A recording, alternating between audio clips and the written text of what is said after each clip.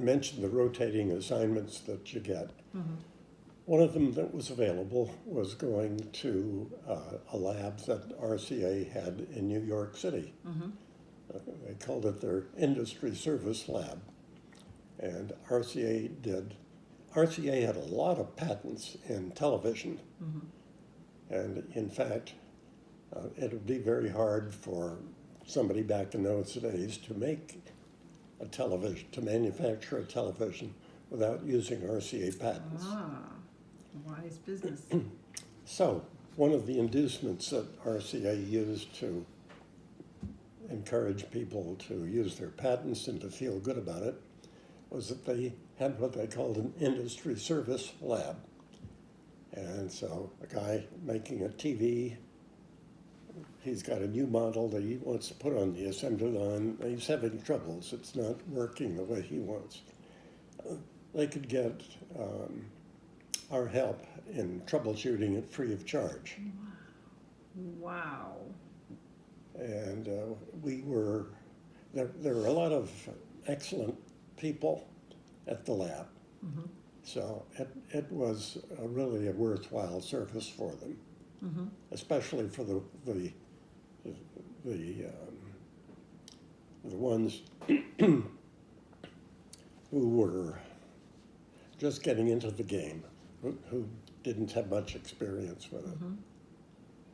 So it wasn't just recent college grads that were there. There were people, it sounds like that's what they did. Most of them were experienced engineers Oh. who really knew their way around at this Uh-huh. stuff. Did you like working in that particular Yes, environment? I would think so. enjoyed that Yeah. attitude. And then they encouraged me to do original work of my own too, Wow. which was nice. Yeah, I would think that would be really exciting. But I guess that's how they develop the patents, is their employees Um, do research and development. and they issued a monthly bulletin with all sorts of tips and new developments that had been found that the manufacturers would be interested in. Oh, and the manufacturers at that time were, do you recall who they were? I guess Well, I always thought RCA was a manufacturer. They were a big one. Emerson is another one I can remember. And let's see. One of them was Chrome something. Huh. Yeah, the only other name I remember from early, Curtis Mathis, I know they made things. But Curtis Mathis Okay. was one of them. I wonder how many of those are still around. Probably. Not many. RCA is, I think. Yeah. And I think RCA does not build any sets in the U.S., but they buy them from China or South Korea, Mhm. places like this. Yeah. Well, that was sure a wise move on RCA to have all these different people come in That and was be able to utilize that lab. it was a good way to do it. Mm-hmm. And there were at the time I joined them, there were no UHF channels. It was just channels 2 through 13, and that was it. Oh, okay. So I had an idea on a way that you could build a tuner that would be stable enough at UHF. So they encouraged me to work on it. Mm-hmm. So electronic-wise, probably wrong grammar for it, but why were some channels more stable and UHF, you say, is not stable? Is there a layman's way of explaining that? Uh-huh. Usually the higher the channel number, the more unstable they were. Why?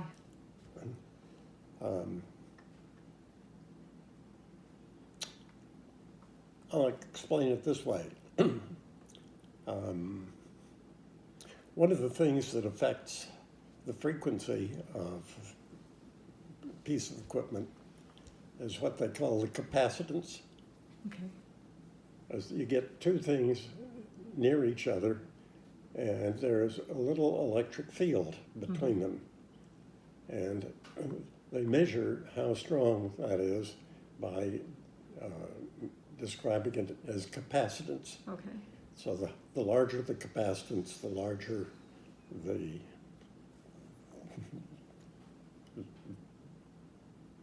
Is it like magnets?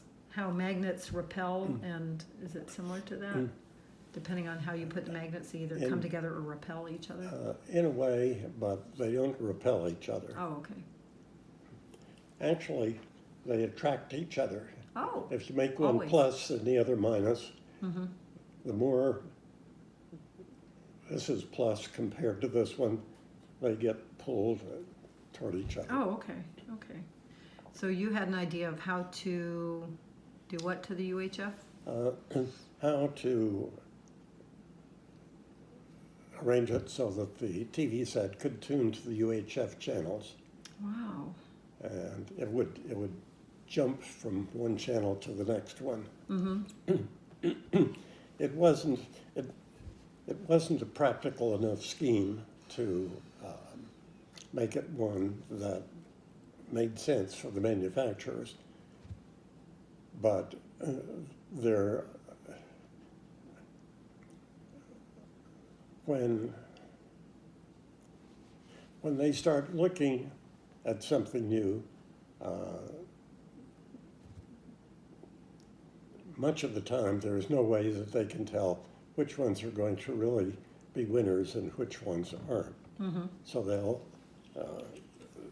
they'll support a lot of stuff, and enough turn out to be winners that it pays for the cost of the operation and brings new business in the door. Right. It kind of reminds me of that documentary that we watched about Tesla and about the AC current and the DC current Yeah, and the experimentation. Wasn't that when he was working for Edison? Do you remember? Or I just remember it was a new concept, and so a lot of trial and errors. Whatever, I don't remember what it was when he was working for Edison, but I'm sure it was a new concept that he had. So how long after working at RCA did UHF become something that was part of a regular television? It was just coming on the horizon, Okay. so if it had really worked well enough, it would have gone into production in some TV manufacturers. Sometime in the future. So do you recall other areas that were interesting working for RCA? Well, one of the things that I really liked was that they would let the engineers use their machine shop for personal projects. Wow. There's a perk. Yeah. Wow. So I remember the thing that I built there that I was proudest of. You can buy very cheaply today.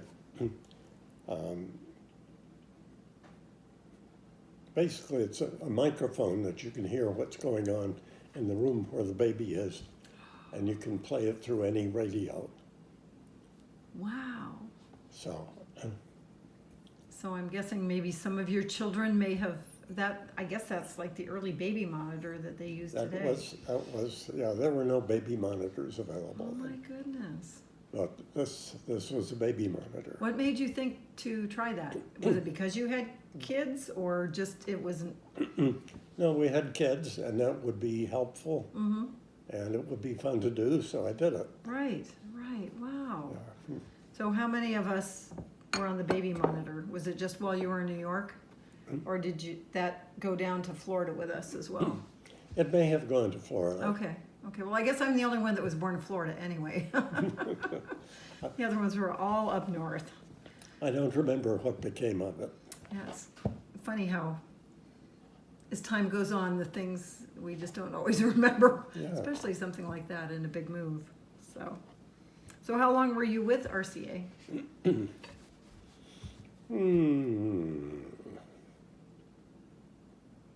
just guessing, maybe 3 years. Oh, okay. And then I